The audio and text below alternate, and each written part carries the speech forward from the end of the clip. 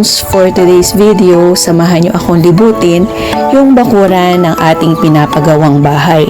So, ito muna yung ating tingnan at asikasuhin kasi medyo sumusukal na yung paligid at makikita nyo naman, tumataas na talaga yung mga damo dito.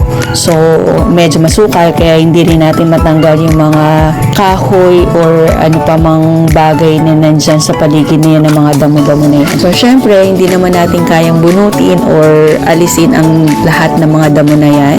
So, imbis na ipag-grass cutter ko siya, bali ang naisip namin gawin ay sprayan siya nung ginagamit sa mga damo para mamatay or malanta yung pinakadamo. So, hanggang ugat daw yun, sabi ni tito ko. So, speaking of my tito, siya yung ating napakasuyuan na mag-spray ng mga damo dito sa paligid ng ating bakuran. According kay tito, after 1 week, makikita na yung pagbabago dun sa damo. So, matutuyo na siya, saka para na siyang namamatay.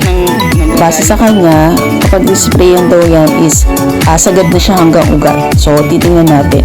So, babalikan natin ulit ito after 1 week. Kung totoo nga ba na mamamatay yung mga damo.